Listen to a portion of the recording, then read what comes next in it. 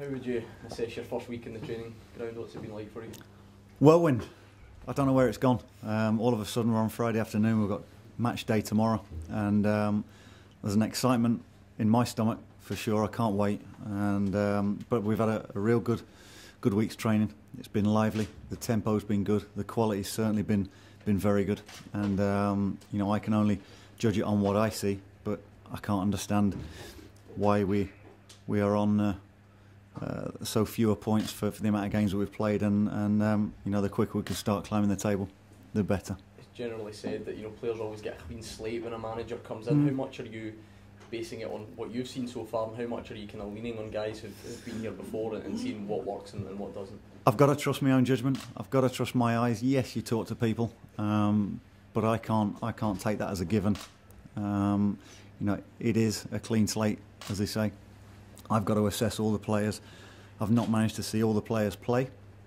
I went to the under-20s game and saw a lot of good stuff from the young lads, so I know what's coming through, and I can't wait to work with them a bit more. They've been involved with the first team this week, and you'll see several involved in the squad tomorrow. So I think the future's bright for Motherwell Football Club, and say 3 points tomorrow will cap off a real positive week. You've got the situation at the bottom of the table at the moment as well. Added to that it's your first game in charge.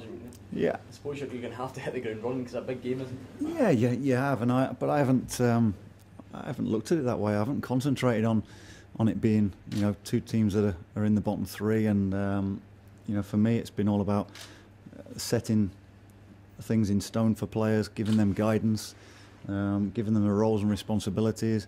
We've been through one or two things from last Saturday's game, how we can improve, and really just work with them on that side of things. As yes, there's been pointers, guidance about St Mirren, but I've tried to solely concentrate on us, and that'll be the focus on winning 3 points tomorrow. Gary Teal said yesterday he's been researching your Sligo teams, and he's done a bit of homework to see what he can expect tomorrow. What do you expect from St Mirren? He'll do well, huh? If it's on Betamax or something like that. But it's no, I think that's what a manager's got to do. You've got to look at every avenue. Yes, I'm a new fella coming into the league, and I'll be surprised if he hadn't tried to find out little bits. But am I the same person or the same manager, the same type of style that what I went and did with Sligo? I've got different players for a start, so you know, we'll go there. I think we've picked a side that is full of energy, is technically very, very good. We've got strength in good areas, and you know, we're confident, and we're looking forward to that game. Have you already picked your team? I have, yeah. And the players know it, and you know, I like to work that way. And those that are out of the team, not in the 11, you know, they're not. Hopefully, they're not beating themselves up, thinking I'm never going to get a chance under this new manager. It's how it is. It's a squad game, and you know, you could be required at any time, so you've got to be prepared. Yes, get rid of your disappointment tonight, but come in refreshed tomorrow, knowing that you're going to back the players up, and it's a real squad effort to win a game of football.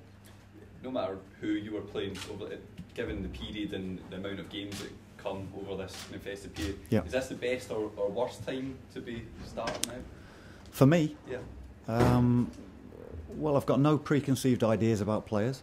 I've got no history of whatever they've done in the past.